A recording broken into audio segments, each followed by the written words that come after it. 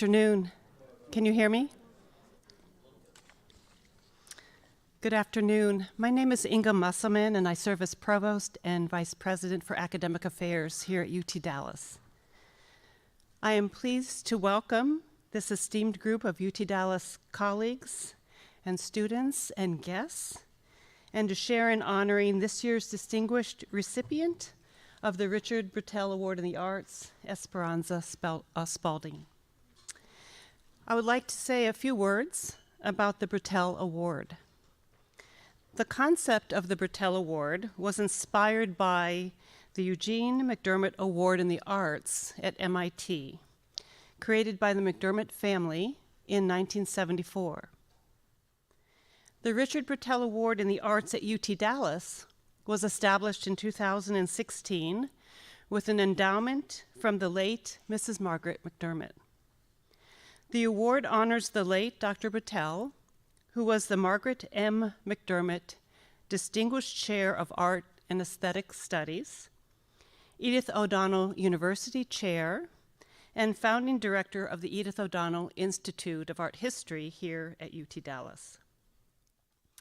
Dr. Brettell was one of the world's foremost authorities on Impressionism and French painting from 1830 until 1930. Dr. Brettell understood the value of intersectional, cross-disciplinary exploration. He knew that we, the scientists, the artists, and the engineers, are made better by a study of each other's breakthroughs in the world. The Richard Brettell Award in the Arts at UT Dallas recognizes the essential and fundamental role of the arts in the life of the university. The award honors an artist working in or between any of the broad spectrum of artistic endeavors, including the visual arts, music, literature, performance, and architecture and design. Given every other year, the Brettell Award consists of a monetary prize and a short residence, both on the UT Dallas campus and in Dallas, during which the awardee presents a major public lecture, and in this case also a concert, and interacts with UT Dallas students, staff, and faculty, as well as with the larger arts community of Dallas-Fort Worth. Esperanza Spalding, the third recipient of the Brettell Award, has distinguished herself as an artist at the intersections of the traditions of jazz and contemporary performance. She dares to bend categories, styles, and traditional associations and contexts. This four-time Grammy Award winner was introduced to music when she saw the classical cellist Yo-Yo Ma perform on Mr. Rogers' Neighborhood. Easily bored in school, Esperanza was homeschooled for much of her childhood. At 16, she passed the GED exam and received her high school diploma. Barely a year after taking up her chosen instrument, the bass, Esperanza won admission to the music program at Portland State University in her hometown. At Portland State, she absorbed as much of the jazz tradition as possible. With the encouragement of her instructors, Esperanza transferred after 1 year to Boston's Berklee College of Music, where she completed her undergraduate degree. Spalding toured and played with a host of well-known artists, including Joe Lovano, Patti Austin, Michelle Camilo, Charlie Hayden, Regina Carter, and Dave Samuels, and many others, while heading her own jazz trio. In 2006, Spalding recorded and released her first CD, June Joe. She followed it in 2008 with Esperanza, which displayed her expanding range as a composer, fusing straight-ahead jazz with soul and hip-hop sounds, and the rich musical traditions of Cuba and Brazil. Spalding was not only playing acoustic and electric bass with imagination and an authority far beyond her years, she was also singing with grace and conviction in English, Spanish, and Portuguese. The album Esperanza flew to the top of Billboard magazine's contemporary jazz chart and remained on the list for over 70 weeks. From there, Esperanza has combined music production with unique performances, composing and innovating with a mix of the best musicians and vocalists. Recently, Ms. Spalding has completed a new opera. Each new work is a canvas of ideas. Esperanza will give us a short presentation, and following her presentation, Dean Nils Romer will moderate a discussion of her work with Dean Stephen Small and Assistant Dean Jonathan Pallant, who now will join us on stage. Please welcome the 2021 Richard Brettell Award in the Arts recipient, Esperanza Spalding.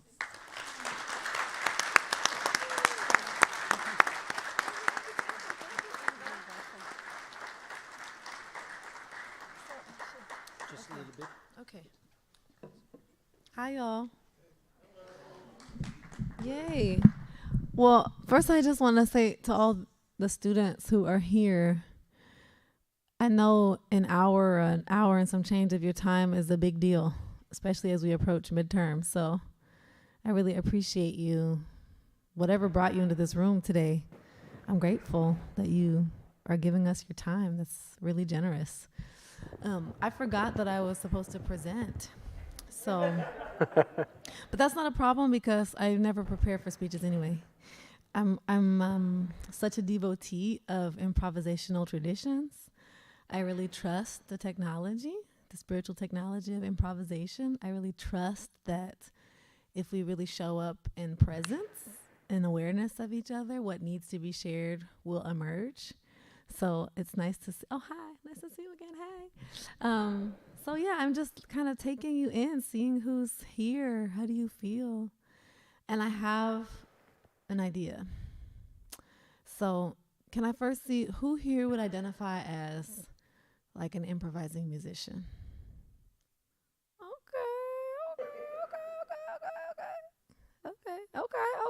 Okay. Who here identifies as, yeah, let it be known. Who here identifies as an artist? Oh, that's encouraging. Okay. Why don't you raise your hand? You're an artist. We just sat at lunch. I know you're an artist. Okay. Anyways,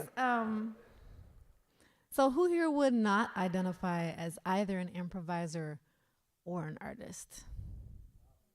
Oh, what? I'm shocked.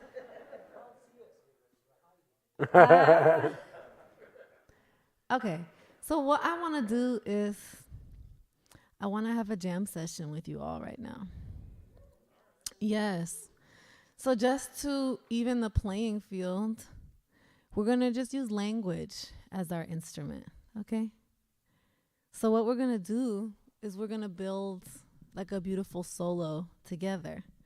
And a lot of you probably already cued into this premise that in improvisational music, a prime element of what is happening is this storytelling. You know, it is a language for sure, and the more that you listen to it, the more you notice certain vocabularies, but essentially what's happening is this collective storytelling. So we're going to do that.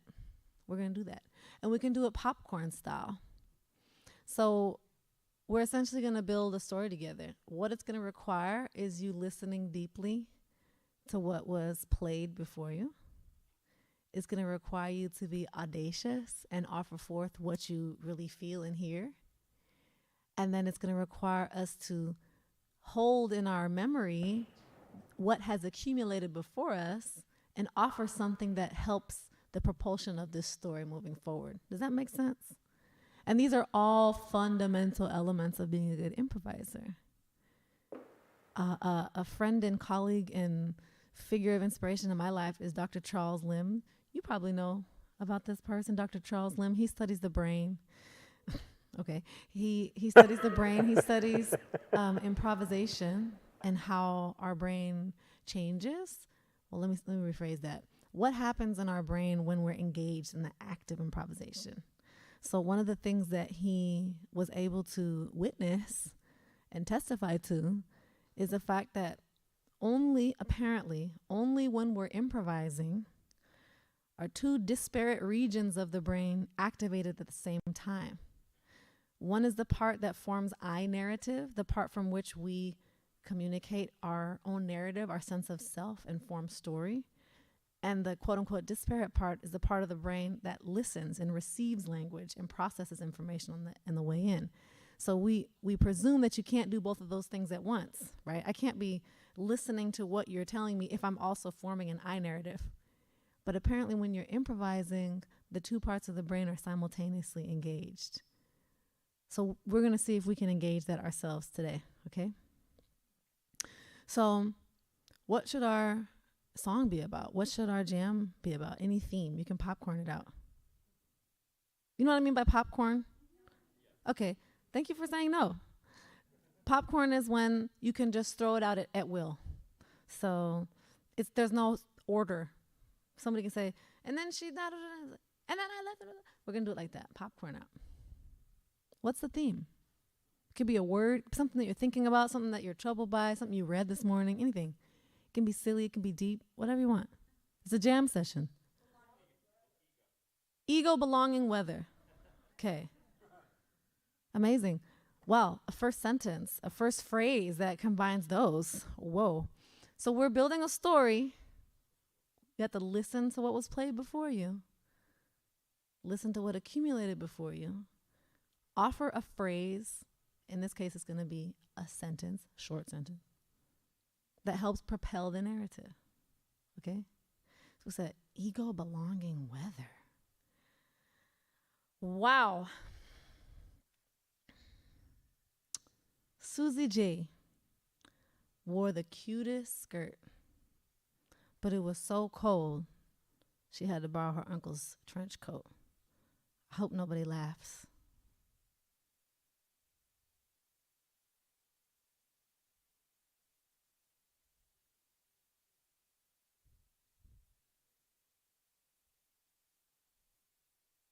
Because her, I don't remember the last name now, is a real cool person, and we want to hear what she has to say.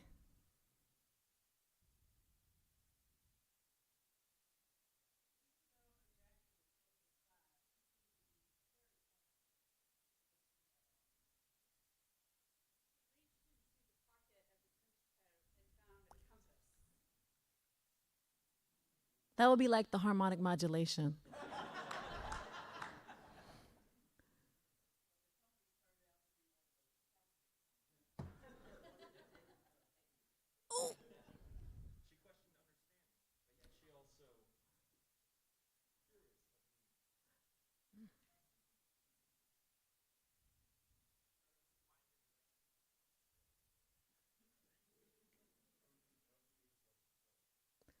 So she navigated by the phone.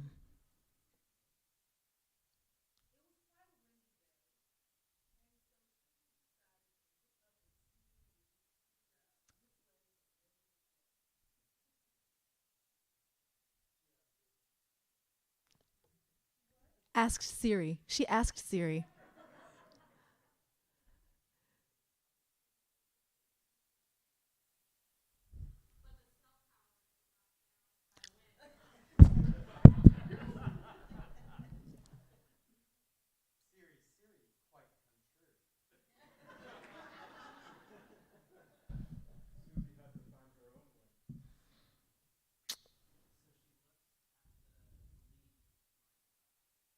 Mm.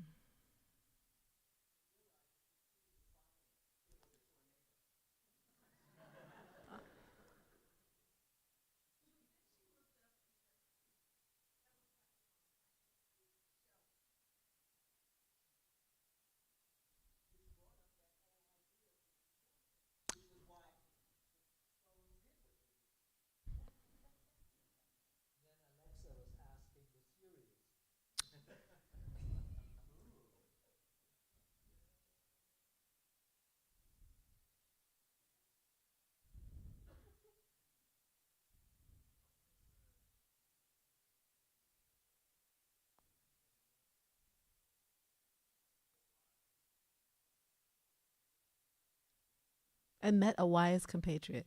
Unconcerned, Susie continued to the shelter and met a wise compatriot, for those of you who didn't hear.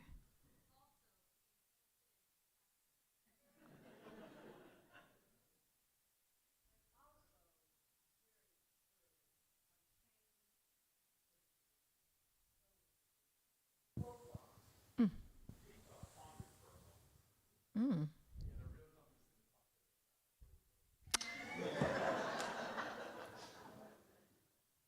And what they realized was that Susie's jacket fitted him and his jacket fit her, so they swapped.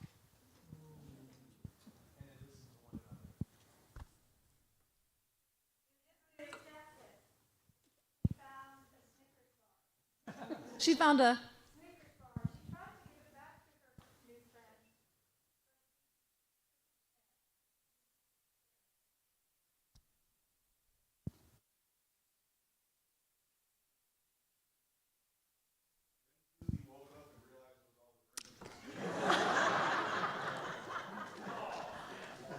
I think that's a good place to conclude.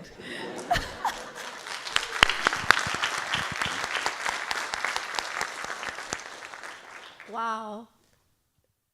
Let's just notice. Let's just notice what happened. We've never met, well, some of you met each other, but we've never played together before. We never intended to co-create something. I noticed so many elements that are fundamental to this field of music that I devote myself to. There was thematic development. Have you ever heard of this in music? Thematic development, right? I noticed a deep listening and remembering of themes, bringing them back and modifying them.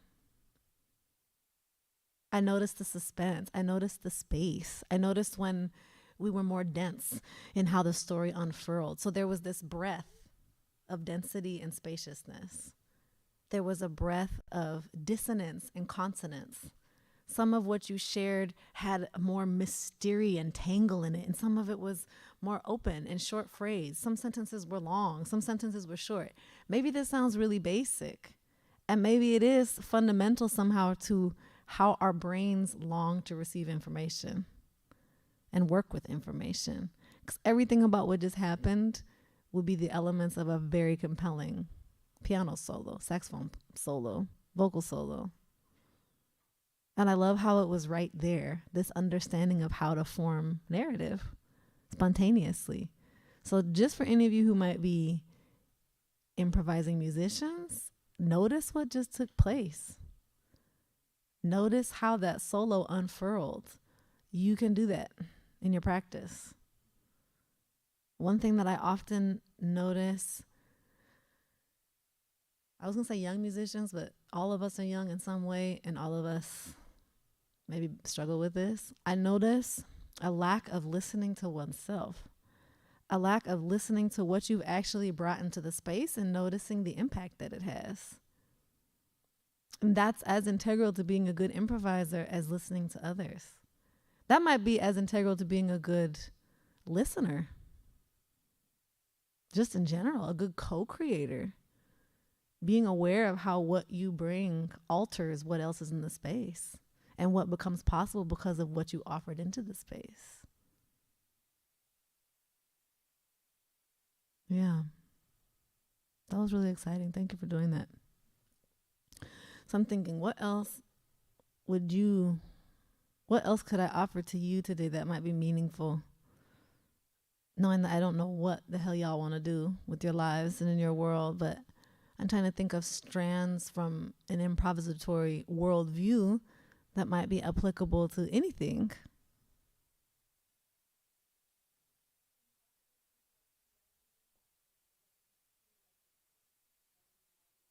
Mm-hmm.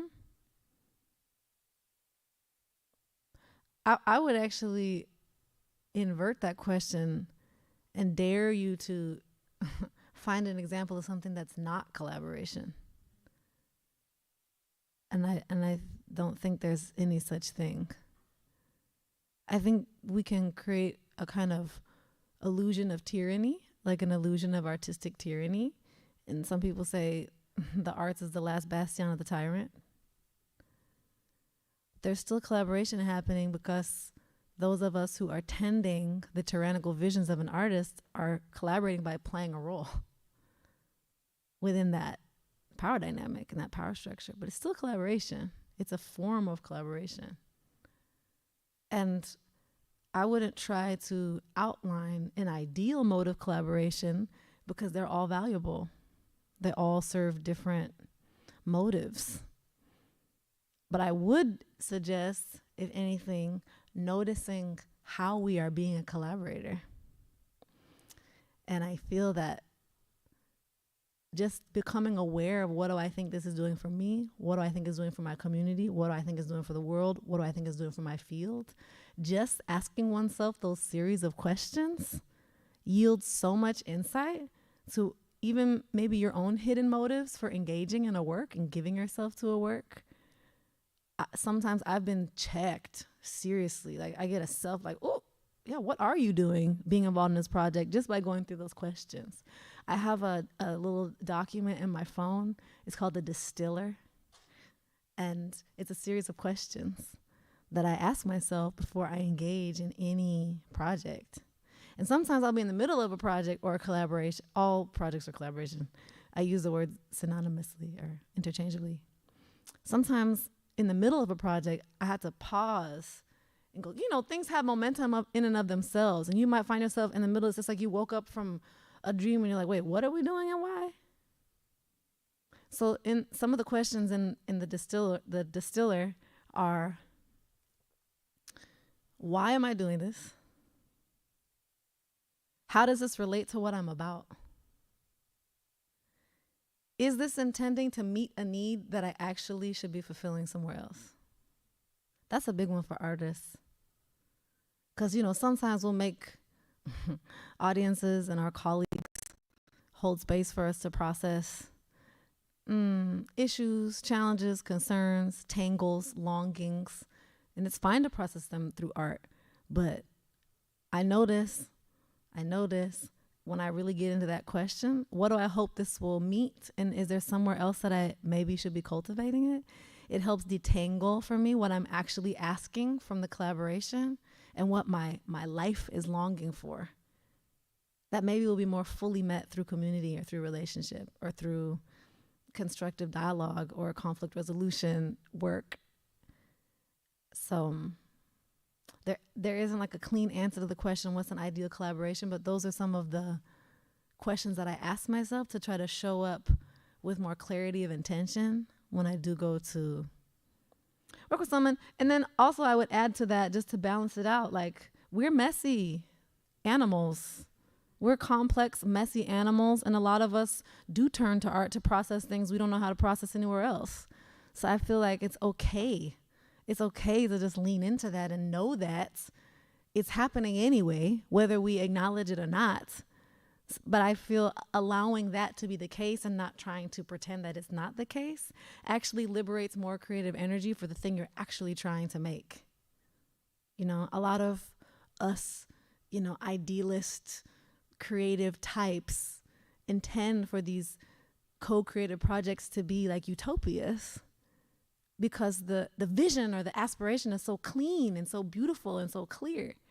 And along the way, the communities and the structures that are built to serve the purpose of making said art dredge up all the stuff that we're dealing with as human beings. And just in the realm of collaboration, be ready for that because we are messy human beings. And the structures that we design to make these kind of distilled expressions of the human experience inevitably are going to invite us to encounter our humanness. And in a way, that might be what it's all for, Just today at something, maybe the lunch or the talk or an interview, I was sharing a quote I don't know the origin of, but I heard it through my friend and colleague, Bronte Velez, that the way we do the work is the work. The way we do the work is the work. It's not that this project is going to emerge unscathed from the stewing swamp of human experience. you know, and maybe those of us who have had less experience collaborating in like a larger collective or a more diverse collective of people don't have the practice of being prepared for that kind of exchange and learning to use your creative faculty to navigate through. And in a way, what a beautiful application of ingenuity, no? When something larger than us, let's say an art project, brings us into conflict with each other. And this love we have for a thing we're making keeps us engaged long enough to maybe practice sorting out or resolving some of that interpersonal conflict. I've never seen personally a collaboration happen that didn't bring up interpersonal conflict that was directly in conversation with the subject of the piece we were making. I'm going to say that again.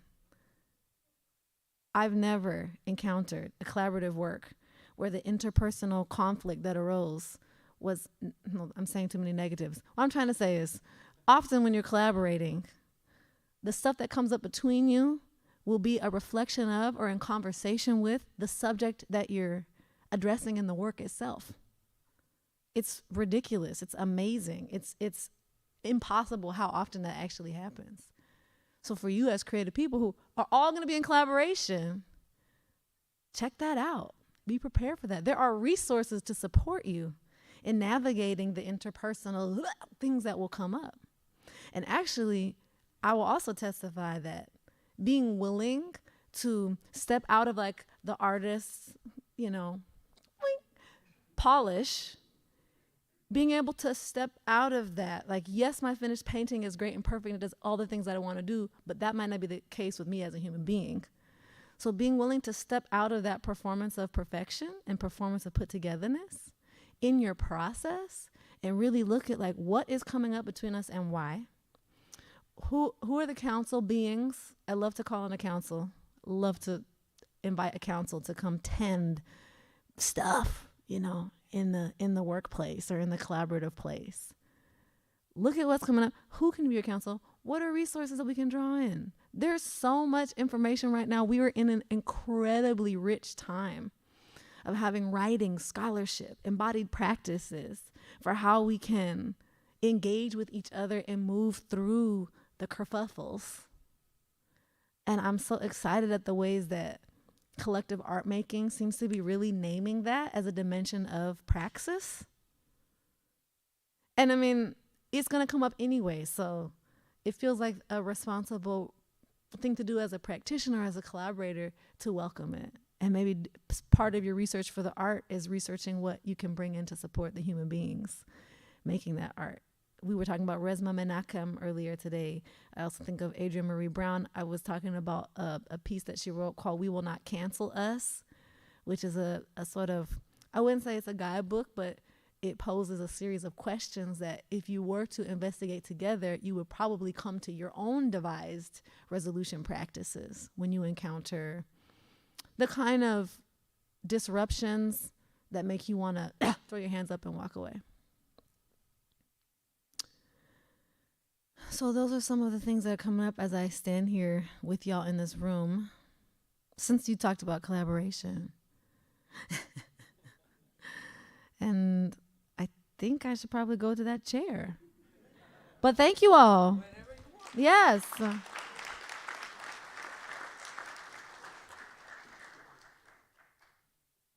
All right, then let's begin with our fire chat or something or another here. One question that I had for you, the collaborative part about creation, it's something that you just talked about.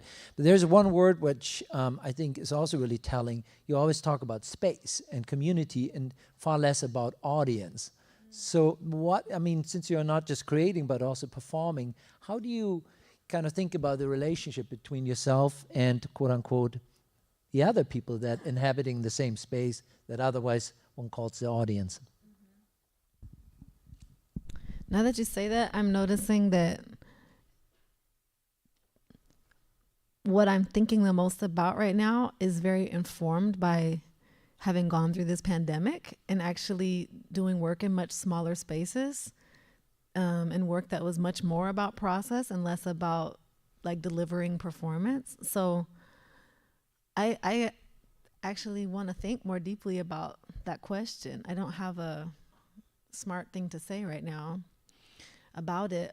I can say that I've been thinking a lot through this pandemic about how I want to come back into performance. And since everything is sort of anything's possible, everything's blasted open, really thinking about, how do we want to be in shared space together as performers, quote unquote, and perform audience, quote unquote.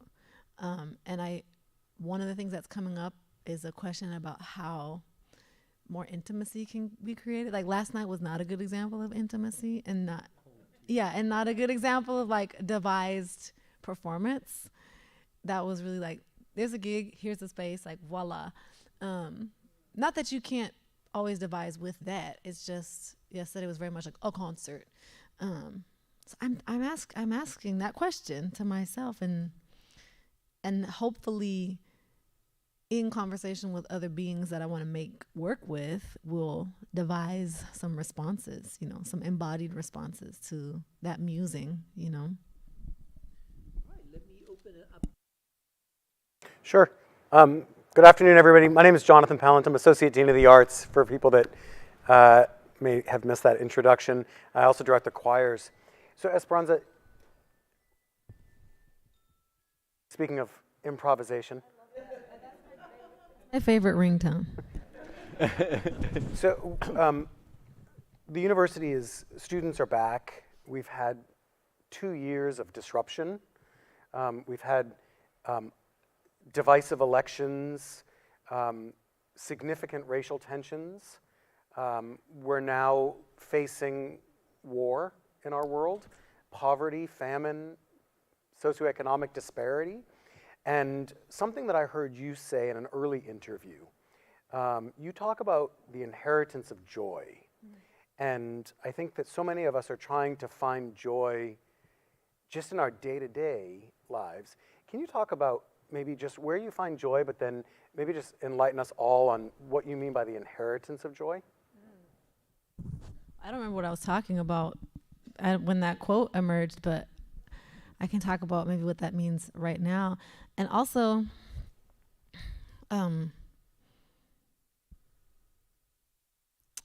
we surely, I imagine most of us in this room haven't had the experience of encountering like the front line of a war zone. I mean, war zone can be defined in a lot of ways. And so when we hear remotely about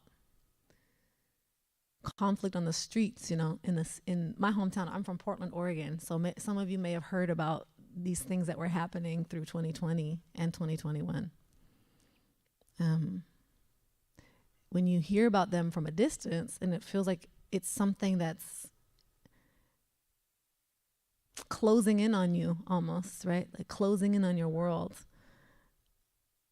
I would encourage us to look to survivors.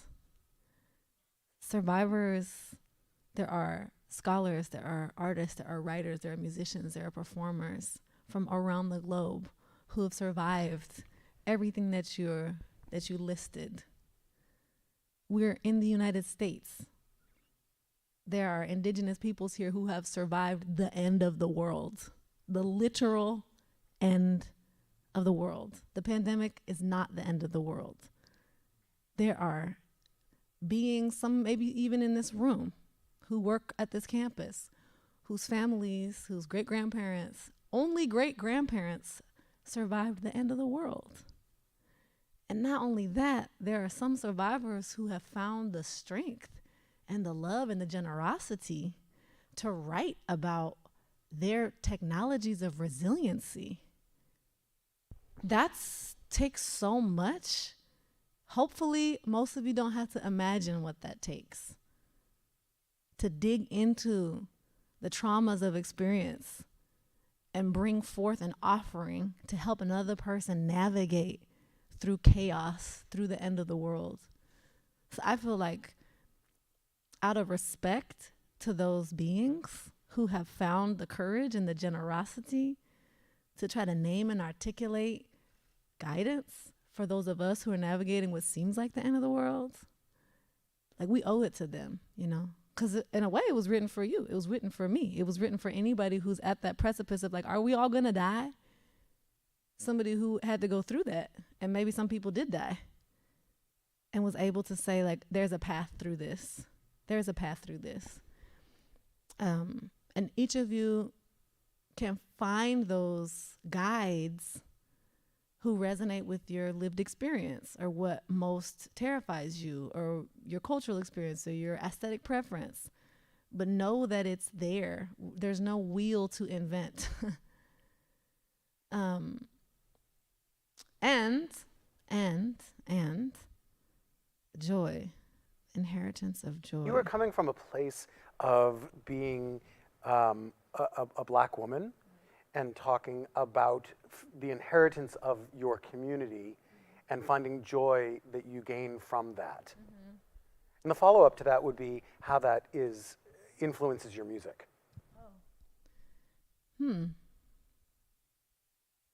Wow, that's a lot to unpackage.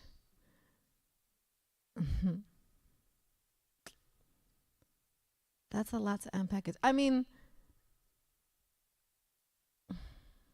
I don't mean to stump you, I'm sorry. no, it's good. It's good. I mean, I hope everybody's kind of thinking about that question, you know? It's not just a question to me.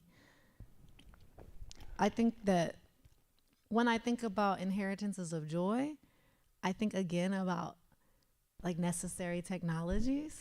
And I think about my auntie and my grandmother and women around the world who had to endure impossible burdens and didn't just inherit this capacity or this sense of responsibility or resiliency, also inherited this innate understanding of how to generate joy, how to make it a priority. And I think it comes from like a deep understanding that joy is necessary for survival. And I was just with an artist friend last night, Classy Nance, who was talking about in the Black community, like not just the joy, but the flossiness, like not just the joy, but this prioritizing of beauty and of aesthetic and of like this way of showing up that also inspires in another their aesthetic sense of beauty or of composition. And I wonder if that cultural practice can be seen expressing in an art form like jazz or in any of the social technologies that emerge out of oppressed communities who have suffered the brutality of systemic oppression. That there isn't just a generating of social technologies to help heal and thrive and gain political power, but the emergence of social technologies that have an alchemical power to transform that raw material into beauty and joy. And what I'm saying is so basic. Like this is a deep well of investigation into like the spiritual underpinnings of the Black community, and I'm not the one to speak about all that, but those are just some things that come up from my lived experience that I've witnessed and am drawing connections between. Beautiful. Maybe if I jump in one more time, last night, the concert. So the music that you're performing, you call the piece of formulas. And in many ways, the language that you use is love, devotion, community, healing. So the vocabulary is very much about making impacts and kind of changing, at least momentarily, the way people feel. So I think that, brings this question about what one does if one performs and how music in particular is a way to not change minds, but maybe change hearts or change how we feel. And I think that's really telling, just in the ways in which you speak. But the question that I'm trying to come to is, you said Portland.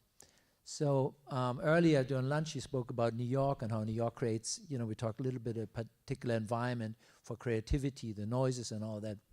How about Portland?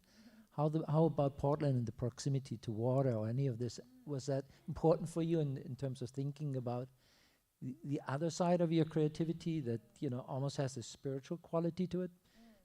Thinking about the water that always is bigger than oneself and goes beyond?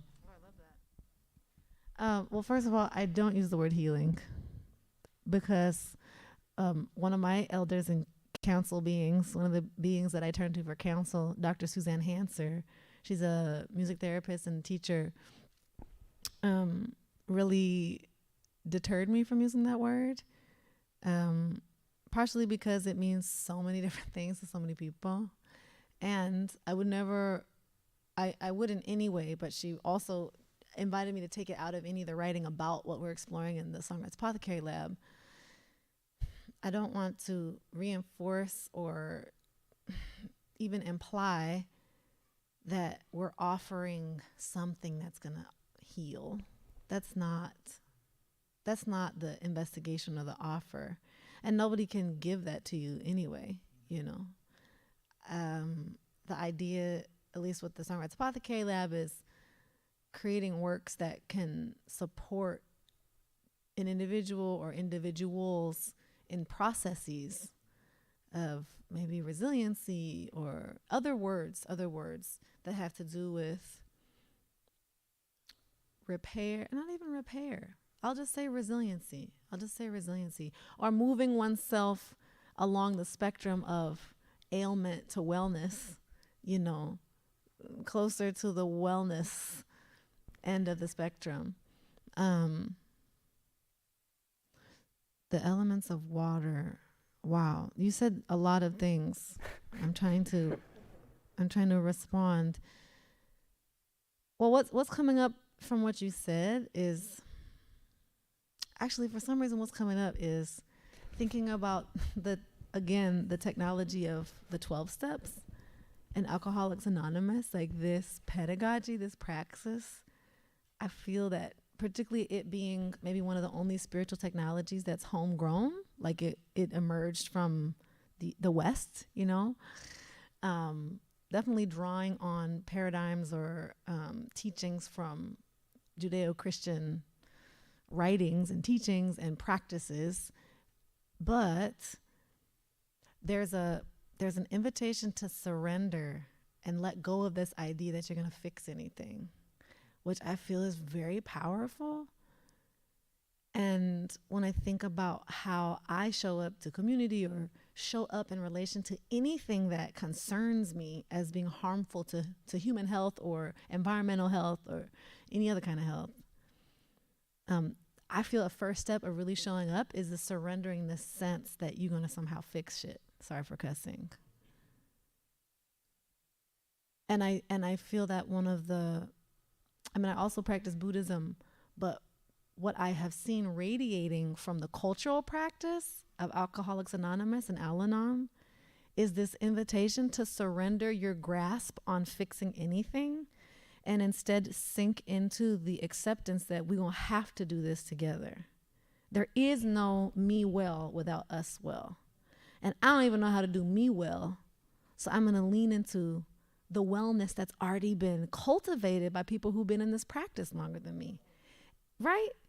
And just generally, you can borrow that pedagogy and translate it anywhere. I'm going to sink into the wellness that's been cultivated before me. So when I come home to Portland to do anything, that feels like the first step. Of like, let me sit back and listen and learn what's being cultivated here and let that grace guide my participation in this. And maybe that's a fundamental difference too between proclaiming or intending to offer healing and instead being willing to show up and contribute to what's already being cultivated.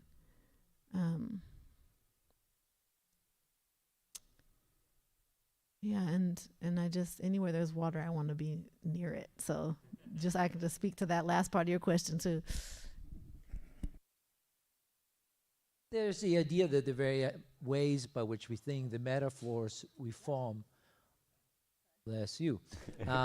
That we form them very early on based on the spaces that we inhabit, our homes, but also on the things that surround us. And I always thought if you grow up next to water, there's always something that you cannot scale or, or kind of measure. And that in and of itself, on some level, in my mind, resonates with the ways in which you speak about music. So that's where I was going, was a little... I love that. It's interesting you say that because a dear friend of mine, I'm going to name, Wayne Shorter says, I'm not name dropping, I'm name lifting. So I'm going to name lift here the great poet laureate, Joy Harjo, who is a very dear friend and guide, I want to say. I also think like she's a person that I can turn to for counsel. But she was highlighting the fact that if you look at the major like nexuses in North America anyway, where jazz has gone through these like massive evolutions, they tend to be near a large body of water.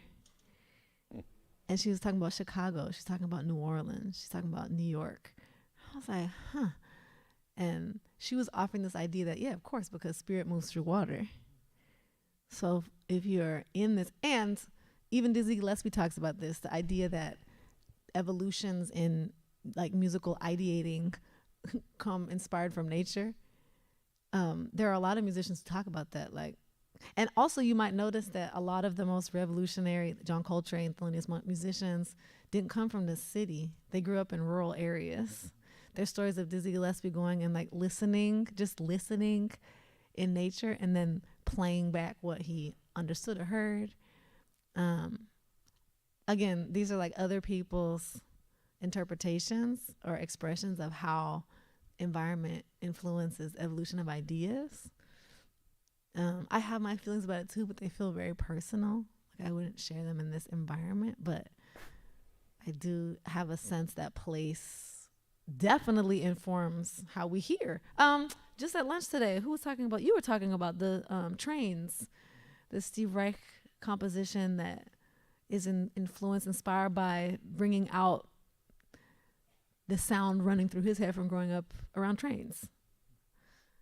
Anyways, and like embracing that, that's what's so exciting about us all being from different places and having very weirdly different, wonderfully different experiences. Like even as we study and go through our phases of emulating on the path to mastery, which is a lifelong path that you never achieve in this lifetime, of course,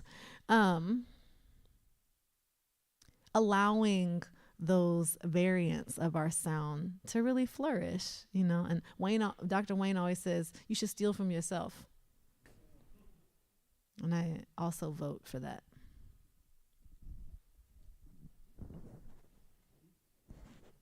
I hate to move the conversation away from you. It's wonderful listening to you, and I'm a nerdy scientist. The humanities discussion is so marvelous. I study language, and I'm very interested. It's been so marvelous listening to you improvise from the podium, improvise here, and I'm just curious as to when you're improvising in words. Is it different for you than improvising in music, and how is it different? And I'll have a corollary. You were talking about therapeutic ideas just now, and music is enormously therapeutic, maybe even less controversially than words. So I don't, I don't want to move the conversation to science because it's been so wonderful. But if you have comments about that, I'd love to hear them. Yeah. I mean, of course, when we move into the realm of language,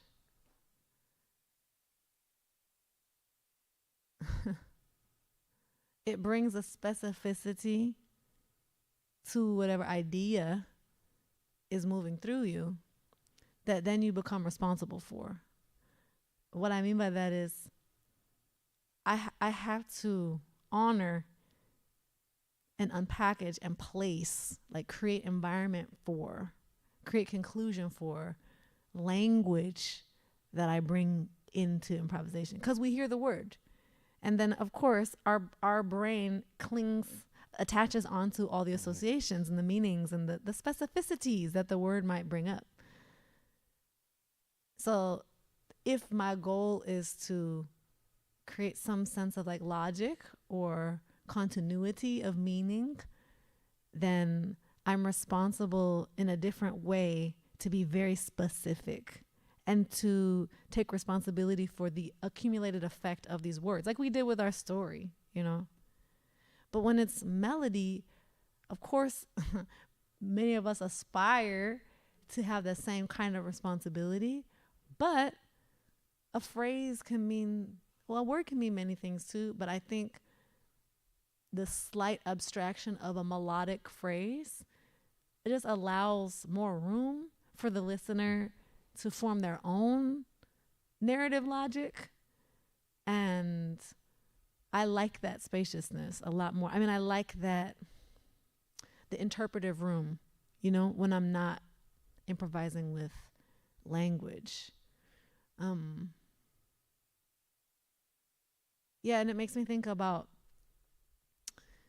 different poetic traditions and like the differences of cultural proximity to more like interpretive or abstract poetry versus maybe more descriptive or illustrative poetry. So I also think in some ways the way that a person is playing with language or I'm playing with language improvisationally kind of depends on the audience's relationship to language. Like, can it be more suggestive and interpretive? Or are we really like, wait, what do you mean when you said that? You know, sometimes I've experienced sharing poems with friends and like, what does this mean? I'm like, wow, I don't think that's the point. You know, just like, or sometimes I'm struggling with a passage or a phrase in a poem, and it seems like the person I'm reading with gets it, you know, at some like deep visceral level. I'm like, wow, don't see or feel that at all. But do you think there's always been a question, I think, in philosophy about paraphrase, whether you know, language could paraphrase music, or whether a painting could be paraphrased by music or by language. Do you think poetry is a better way to paraphrase music than prose? That's part of what I took away. So. Yeah, my instinct is like, yes, definitely poetry over prose all the time, unless it's like a business contract. Although you never know, you never know. I mean, I feel very resistant to the premise of paraphrasing in general. Partially because I wonder, well, I'll say this. When I go to see artwork, let's say, at a museum. I was just in the Bronx Museum the other day. And, you know, you have whatever you call the little title card next to the work. And I wondered how much is the artist driven to do that because of the expectation of this environment? And how much is this really coming up from the artist's volition to offer framing and orienting for their work? And I think it's really hard to detangle which is which, because first of all, most of us artists will contort to do whatever we're being asked to just to get the gig, which is unfortunate, because then we're often encountering a very contorted version of artistic vision. I think that's not fair. And I feel that when I say our culture, what do I mean? I feel that in a culture driven by, or hopefully aspiring to be driven by scientific rationalism, it asks for a kind of specificity. I want to see exactly what you are giving me and why. I find that even sometimes in interviews, I'll be communicating something poetically that feels actually accurate to what I mean, and the writer wants to paraphrase it into something that's like concise and exact. And I feel like, yes, that's a way you could re-say what I just said, but now it's not true. The precision actually contorts the truth. And so when I hear, and I also feel compelled to paraphrase things. It's very satisfying because it also gives a sense of like, I've grasped it, you know? But even that longing to grasp is kind of adjacent to control. And I'm borrowing that phrase from my teacher, Elder Malidoma Somé. And I'm more interested in remaining in a sensory experience of an artwork that doesn't allow me to own it. Just yesterday, Classy Nance had written on her mirror in her studio, "That which knowledge cannot eat." And I feel like the arts are like one of the last places that our rationalizing brains can like get it and own it and chew it, and it's like mine now. I feel that arts are like the last bastion in this highly rational, in some ways, world. But it is. There's a lot of explicitness, even the way we're advertised to. You know. Does that influence your structure when you're composing? Your desire to not paraphrase, does that influence the structure of songs in any way? Maybe. I would have to think about that question. While you're thinking about that, interestingly enough, I mean, to your point, Marc Chagall has giant paintings in the front of the Metropolitan Opera House. And when they were hung, they didn't know which direction because he hadn't signed it. So they forced him to sign it so they knew which way to hang it. Funny. But to your point, I mean, it's doing exactly The what you're contorting speaking again, of. yeah. It's contorting the art from its liberty. Yeah. And we're trying to survive, so I get it. You know, I get it. And yeah, I guess I'm just particularly nourished by and excited by the space where my brain doesn't understand, but somehow another part of my sensory experience has received information, like it's received communication.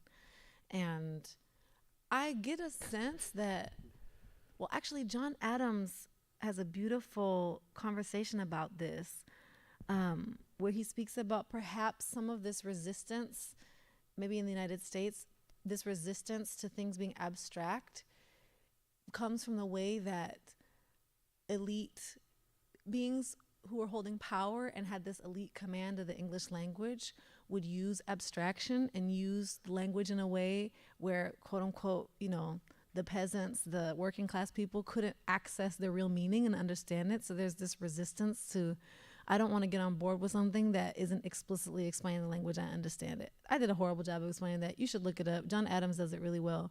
The composer, the living composer. The living John composer, Adams. John Adams, yeah. Thank you. Just to clarify. Thank you. Yeah. And maybe it's just cultural preference. Like I have friends who live in the UK and they talk about what they experience in London as this very exacting way of languaging. There's very little left to interpretive understanding or like poetic implication. And maybe some of that is just, I don't know, like just cultural preferences, or maybe it's something that the language asks for, you know. But I'm always leaning to go towards the like, it can't be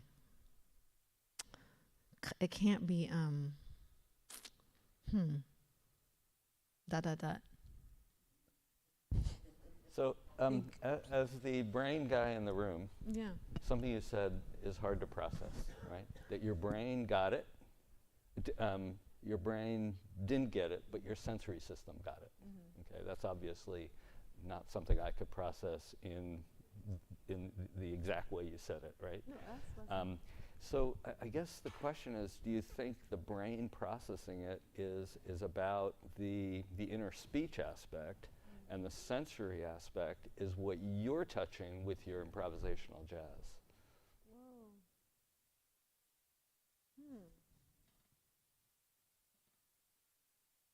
Wow, you know what that just reminds me of?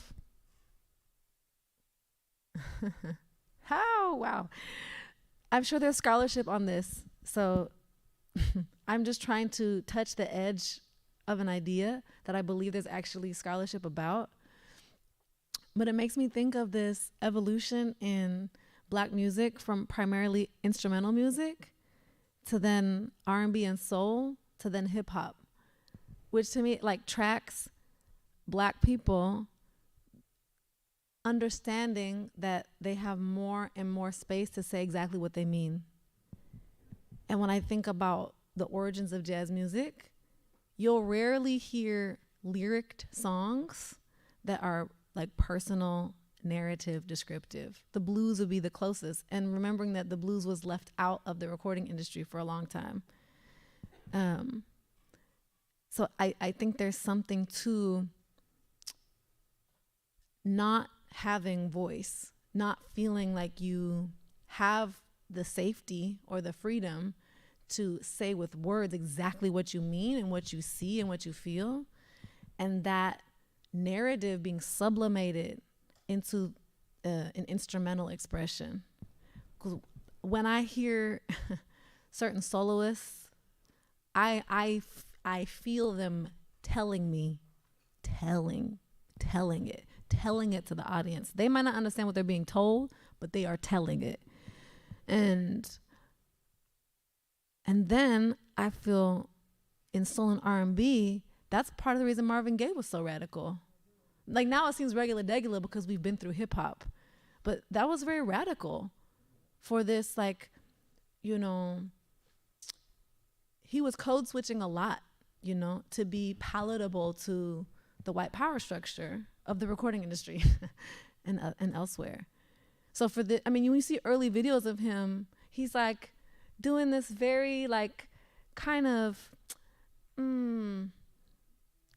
contorted. To me, it looks contorted. I'll say that.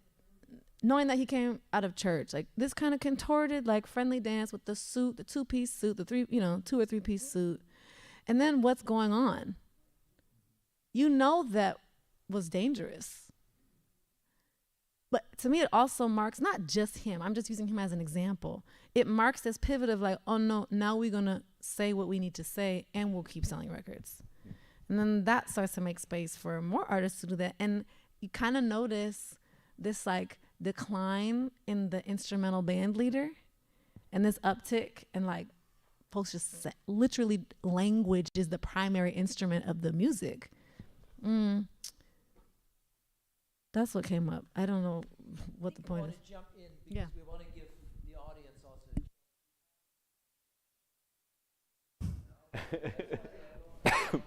We have mics here.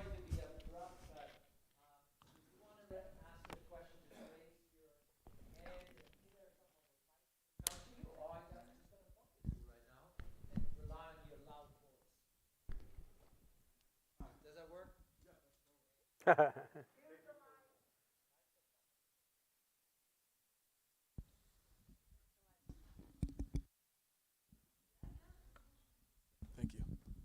All right, so my question for you is just following your art and the projects that you've done over time, each one just seems to change and evolve from like the music societies to Emily's Devolution, you know, just moving on up into Apothecary. They're all so different, and I really appreciate and respect that listening. But I want to know, you know, what transports you to those places? And then I'm also really interested in hearing how working with Wayne Shorter on the opera was so different, or if it was any different from what kind of transports you and helps drive those changes in your art. Thank you for that question. Thanks for knowing my music. I appreciate that. The songs that are made, the aesthetic of the songs, it's just growing from, you know, the essential feeling of the project. It's not like, okay, now I need to do something different, so I'm going to put that with that and this with this. Projects usually start from a question or a curiosity, and then beginning to write or study or ask questions around that theme will sort of reveal a sound or reveal like a series of sounds or aesthetics, and then I polish them hopefully into a collection of works that represent like that phase of investigation, you know? Working with Dr. Shorter was profoundly different, mainly just because, okay, I know I just said that you couldn't achieve mastery in this lifetime, but I feel he probably wouldn't call himself a master. He's still studying and practicing. But I'll say working with a master like that, always being around someone at that level made me feel so transparent and see-through. Like I could see through anything I was intending to do and trying to do, and like see what was true about it, see what was well built about it, see what was like needed some work. Like I just felt, not that he was like grilling me, it's just in his presence of such distilled, clarified mastery, it created this field around anything we were doing where all the rest of us suddenly became so aware of everything in our work, whether it was related to the opera or not. So I feel he just raised all of us. Everybody involved in that project expanded and rose to try to meet him, you know, do our version of that great, you know. And also I learned, again, nothing is promised in terms of like institutional or financial support, because when we started this project, Wayne was 82, and I thought if anybody on the planet should be able to get support and funding for his vision, it would be Wayne Shorter, and I was wrong. It took 7 years to raise the money to do this opera. It was so unnecessarily hard because of ageism, because of genreism. And I just want to speak briefly about ageism. Yes, it's crazy. There is this sense that somehow only young people are innovating. Meanwhile, here's this 81, 82, 85-year-old person who's been modeling evolving innovation for 60 years. He's embodying innovation. But there's this like hustle for novelty and newness that maybe the institutions feel beholden to because they have to seem like they're on the cutting edge of something. I'm like, meanwhile, this elder is on the cutting edge, and it's so grounded in 60 years of study and research. Like his cutting edge will cut through anything you want the cutting edge to cut through, you know? So just let's all just remember that when we're in positions of authority and power and counsel. Like, let's please remember to notice where ageism might be operating, and remember to be advocates for elder creators. Because think if Wayne Shorter had a hard time getting funding for his project, just imagine. It's crazy. It's crazy. So yeah, I don't take it for granted. Take nothing for granted. A few more questions. Yeah. I know time is ticking. Thank you for being here, right here. You spoke about kind of rationality versus improvisation, and also, but you mentioned also you have this, I don't know if it's in your notes section in your phone, but the why you're doing it. I guess, how do you kind of reconcile both? Because I'm thinking as an artist myself, and for anybody else in the room, how do you kind of keep in poetry they say, okay, if no surprise for the poet, no surprise for the reader. So how do you, like, at what point are you like, okay, now I'm going to do the why? Because I see the value in that, but it's also kind of like a constraint in a way too. So at what point are you like, okay, now I'm going to articulate the why? Or do you allow yourself to kind of like, play first and be messy? How do you kind of reconcile both? I remember one time hearing that chemical engineers are not required to do the study of whether or not the compounds they're creating are harmful. And that really blew my mind. Like, it's handed to another field of study and expertise. I was like, word? That seems crazy to me. I think that came up because clarity of intention is never going to compromise creativity. And think of all the ways that unintentional creating has caused harm,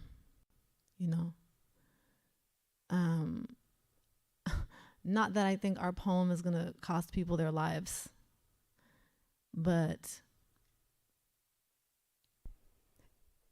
the flourishes of inspiration are always going to happen for you and for us. I feel that we're walking into a collective time where we're really being asked to tune into the intention of who am I asking to participate in this and why? What are the power dynamics? Like, what is the environmental impact? What is the economic impact? Where is this being supported from? Where are these resources coming from? Like, wow, I have 3 hours free on a Saturday to write a poem. Who in my community doesn't? How can I support a working mother who wants to be a poet who never has time to write a poem? Like, I know that seems like a lot, but also like we have capacity for that. This idea of like the precious artists who like can't be constricted. I know I just said that there's contortions happening, but I feel those contortions are coming from economic forces outside of us. I feel that we have so much creative capacity to be expansive in mindfulness and intentionality and relationality. And I'm excited to see what comes when we are in that intention of why. It shouldn't feel limiting. And of course, you can do whatever the hell you want to do. And you can find that balance if you even want to integrate that in your practice. I'm just advocating for that. Doesn't mean you have to, you know. But if you do want to integrate that into your practice, you'll find the balance. If you have writer's block for 3 weeks because you couldn't get past why, well, maybe investigate another way to dig into intentionality, you know.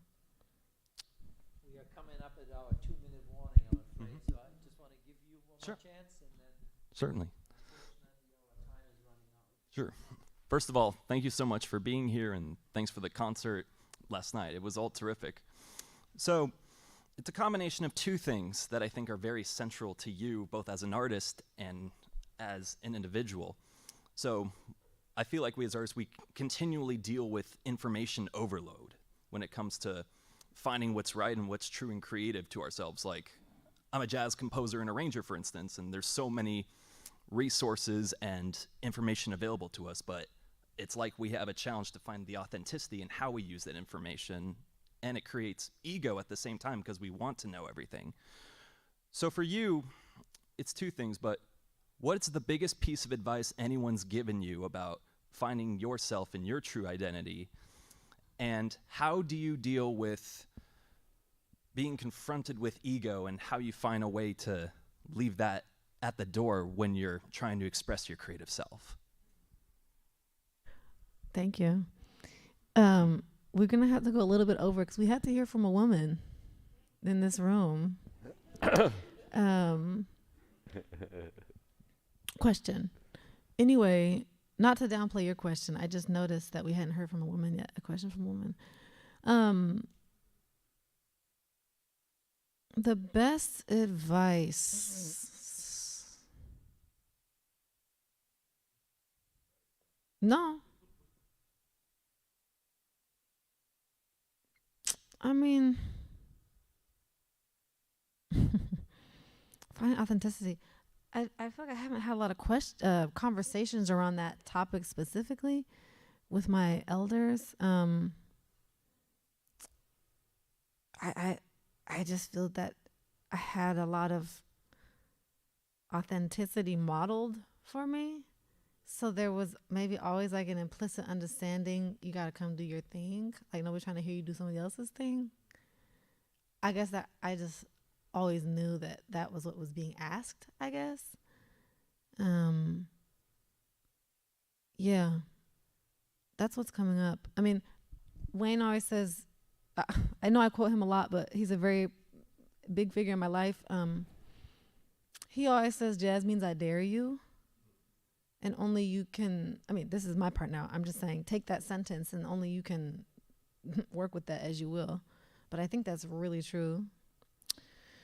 And then ego, I mean, other people will check you. Part of it is like allowing yourself to be checkable. Because you can't know what you can't know where your ego is like overtaking you sometimes. You know what I mean? That's how it works. It's so smart. But I think, like I remember this opera singer, Maurice Robinson, said that one of the most important qualities for an opera singer is coachability. And that could also translate to all of us with our little egos doing this music. Like if elders around you learn that when they say some stuff to you, you will receive it and not fight them and like work with that, I think it makes more space for people to be like, boo boo. No, that's not it. And just kind of to the conversation we were having at lunch, like we were talking about how most of us, I think, associate accountability with punitive action. And like the more we can show people that I'm not going to punish you if you check me, Yeah. the more it invites that kind of like love and grace filled accountability. Yeah. Is there a woman who has a question in here? Yes, I can project. Oh, okay. Okay. As like an artist in a lot of different fields, you could have a bunch of multidisciplinary Oh, yeah. How do you feel like you move between genres and or connect them, or do you feel like you started in one direction and it expanded from there, or you think you've always had interests and you've been focusing I used to think that I had multiple interests. Okay, I do have multiple interests. I used to think that I was going to be this interdisciplinary artist, but I find that the more I actually learn about these other fields, the more I'm like, ooh, nope, y'all do that. We can collaborate. I will do the music and the ideating, and like I honor the expertise of these other fields of expression. You know, that's not the case for everybody, but I just noticed that is the case for me.